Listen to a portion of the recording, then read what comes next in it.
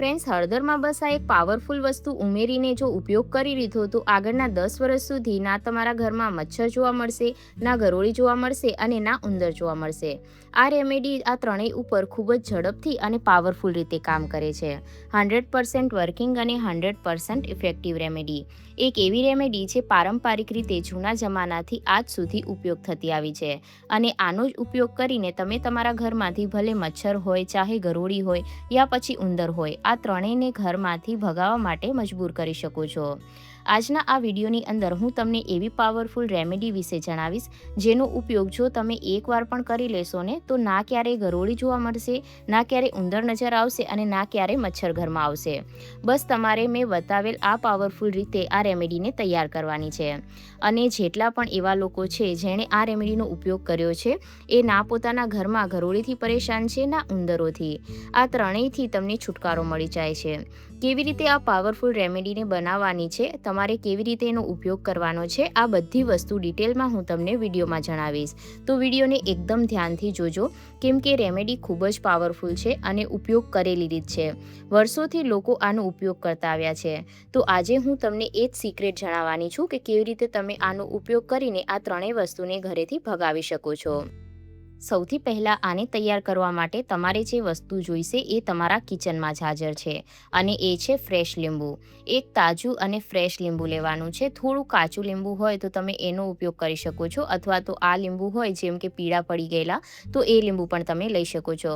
તો અહીંયા ફક્ત એક જ લીંબુ લેવાનું છે અને લીંબુનો જે ઉપરનો ભાગ છે, છિલકાનો ભાગ, એને તમારે ગ્રેટરની મદદથી ગ્રેટ કરી લેવાનો છે.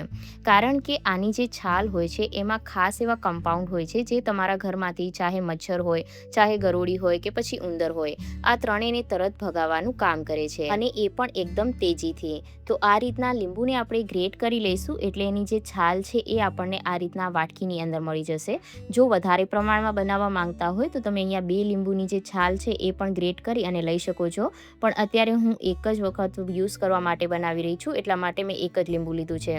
અને હા મિત્રો, આ જે વિડીયો છે એ તમારા માટે તો ખૂબ હેલ્પફુલ થવાનો છે, પરંતુ જે લોકોને મચ્છરની પ્રોબ્લેમ હોય, અમુક એરિયા એવા હોય કે જ્યાં ખૂબ જ વધારે મચ્છર હોતા હોય છે, તેમજ ઉંદર હોય, ગરોળી હોય, એવા લોકો સાથે તમારા મિત્રો કે પરિવારમાં કોઈ હોય તો એ લોકો સાથે વિડીયોને શેર કરવાનું ભૂલતા નહીં. તો જો અહીંયા કને આપણે લીંબુની જે છાલ છે એને ગ્રેટ કરી લીધી છે. ત્યારબાદ હવે આની અંદર જે બીજી વસ્તુ આપણે ઉમેરવાની છે એ પણ આપણા કિચનની અંદર જ મળી જાય છે અને એ છે હળદર. તો જો અહીંયા હળદરનો મેં પાવડર લઈ લીધો છે. હવે જો તમારી પાસે કાચી હળદર હોય તો તમે એનો ઉપયોગ પણ કરી શકો છો. જે કાચી હળદર હોય છે એ ખૂબ જ વધારે ઇફેક્ટિવ હોય છે આ રેમેડી માટે. તો જો તમારી પાસે હળદર હોય કાચી તો એને તમે પીસી અને એ લઈ શકો છો, અથવા ના હોય તો તમે આ રીતની પાવડર હળદરનો ઉપયોગ પણ કરી શકો છો. ત્યારબાદ જે આપણે નેક્સ્ટ વસ્તુ એની અંદર ઉમેરવાની છે એ પણ આપણા કિચનની જ એક સામગ્રી છે અને એ છે મીઠું. મીઠું છે એ ખૂબ જ પાવરફુલ હોય છે, ઘરની નેગેટિવિટીને તો દૂર કરે જ છે, સાથે આ ત્રણેય વસ્તુને ભગાવવામાં પણ મદદ કરે છે. તો જેટલી અહીંયા હળદર લીધી હતી એટલું જ મેં મીઠું લઈ લીધું છે અને મીઠાની અંદર મેં 2 થી 3 કપૂરની ગોળીને તોડીને ઉમેરી દીધી હતી. જે આપણે પૂજામાં યુઝ કરીએ છીએ એ જ કપૂર લેવાનું છે. કપૂર ઘરની શુદ્ધિ પણ કરે છે, ઘરના વાતાવરણને પણ શુદ્ધ બનાવે છે અને આની જે સ્મેલ હોય એ સ્ટ્રોંગ હોય છે, જેથી ઘરમાંથી મચ્છર, ગરોળી એ નથી આવતા. હવે આ બધી વસ્તુને તમારે સારી રીતના મિક્સ કરી લેવાનું છે. નેક્સ્ટ જે વસ્તુ તમારે લેવાની છે એ લેવાની છે એક કાચી ડુંગળી. અને ડુંગળી લેતી વખતે તમારે એક વાતનું ધ્યાન રાખવાનું છે કે જે એકદમ તીખી અને લાલ ડુંગળી આવે એ લેવાની છે, કારણ કે એની અંદર સ્મેલ સ્ટ્રોંગ હોય છે અને એમાં ફોસ્ફરસ તેમજ સલ્ફરની માત્રા ઘણી હોય છે. તો આ રીતના પહેલાં તો આપણે ડુંગળીના જે છિલકા છે એને કાઢી લેવાના છે અને ત્યારબાદ ડુંગળીને 2 ભાગમાં કટ કરી લેવાની છે. તો અહીંયા છે ને વધારે ડુંગળીની જરૂર નહીં પડે, ફક્ત અડધી ડુંગળીનો જ હું અહીંયા યુઝ કરી રહી છું. એને આપણે 2 ભાગ કરી લેવાના છે અને ત્યારબાદ એક એક કરી અને એની જે કળીઓ છે એને આપણે અલગ કરી લેવાની છે. હવે આ જે રેમેડી છે એને આપણે ત્રણેય માટે યુઝ કરવાની છે, ઉંદર, ગરોળી તેમજ મચ્છર. તો એટલા માટે આપણે આ રેમેડીને 2 અલગ અલગ ભાગમાં ડિવાઈડ કરવી પડશે, કારણ કે બંને માટે આપણે અલગ અલગ યુઝ કરવાનો છે. તો ગરોળી અને ઉંદર માટે અલગ યુઝ કરીશું અને મચ્છર માટે અલગ રીતે. તો જો આ રીતના એની જે કળીઓ છે એને મેં અલગ ટ્રાય કરી લીધી છે. તો ઘણી વખત આપણે આ ત્રણેયને ભગાવવા માટે ઘણી બધી બધી વસ્તુઓ કરતા હોઈએ છીએ, જેમ કે રિફિલ છે, દવાઓ છે, પિંજરા છે. પણ એક વખત આ રેમેડીને તમે ટ્રાય કરીને જુઓ, તમને 100% રિઝલ્ટ મળશે. કારણ કે આપણે જે દવાઓ માર્કેટમાંથી લાવીએ એમાં ઘણા બધા કેમિકલ હોય છે. જો ઘરમાં નાના બાળકો હોય તો ખૂબ જ ધ્યાન રાખવું પડે છે, કારણ કે બાળકોને નથી ખબર હોતી કે આમાં શું વસ્તુ છે. તો આ રેમેડીને બનાવવામાં ફક્ત 5 મિનિટ લાગે છે, ના ફાલતુનો ખર્ચો, ના વધારે મહેનત. તો જો અહીંયા મેં 2 ભાગ રેમેડીના કરી લીધા છે. એક ભાગની અંદર થોડું પાણી ઉમેરી અને એની પેસ્ટ બનાવી લેવાની, અને ત્યારબાદ જે ડુંગળીની કળીઓ છે એની ઉપર આપણે એને લગાવી દેવાની છે. તો આનો યુઝ કઈ રીતના કરવાનો છે એ હું તમને આગળ જણાવું. તો સૌથી પહેલાં ડુંગળી ઉપર આપણે આ પેસ્ટ છે એને લગાવી લેવાની છે. અને આ જે મિશ્રણ છે એને તમારે એમ જ નથી મૂકી દેવાનું. જે કોરું મિશ્રણ છે એને જો આપણે એમ જ મૂકી દઈશું તો એની જે સ્મેલ છે એ નીકળી જશે અને પછી એ રીતના કામ નહીં કરે.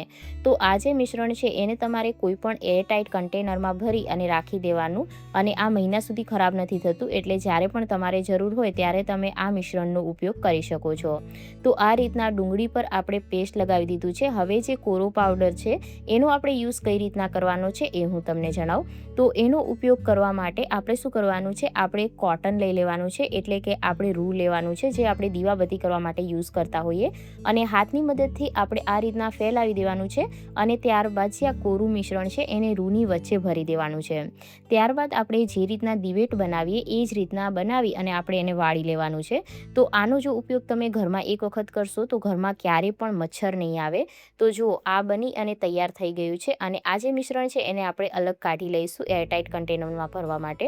તો હવે કોઈ પણ એક તમે કોળિયું લઈ શકો છો, અથવા તો મેં એક પ્લેટ લઈ લીધી છે જે ખરાબ છે, જેની અંદર હું સરસોનું તેલ ઉમેરી દઈશ. સરસોનું તેલ ના હોય તો એની જગ્યા પર તમે અહીંયા લીમડાનું તેલ ઉમેરી શકો છો, અથવા તો ઘી પણ ઉમેરી શકો છો. તો જુઓ, હવે અહીંયા કને આ જે મચ્છર માટેની રેમેડી બની અને તૈયાર થઈ ગઈ છે.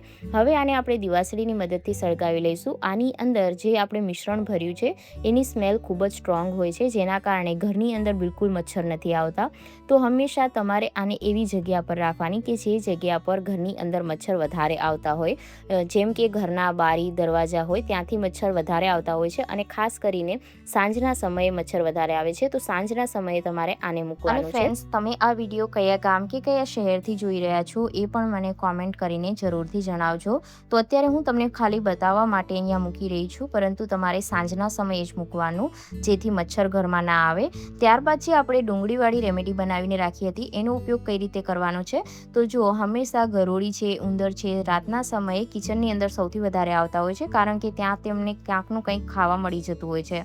તો તમારે હંમેશા ગેસ સ્ટોવ ઉપર કે આ રીતના કોર્નરની અંદર જે જગ્યા પર ઉંદર ગરોળી આવતા હોય ત્યાં તમારે આને મૂકી દેવાની છે. તો ફ્રેન્ડ્સ, વિડીયોને હંમેશાની જેમ લાઈક જરૂર કરજો, અને જો તમને કોઈ ડાઉટ હોય કે કોઈ તમારા સજેશન હોય તો કોમેન્ટમાં મને જરૂરથી જણાવજો. અને સાથે જ મિત્રો, ચેનલને હજી સુધી સબસ્ક્રાઈબ ના કર્યું હોય તો જલ્દીથી સબસ્ક્રાઈબ કરી લેજો.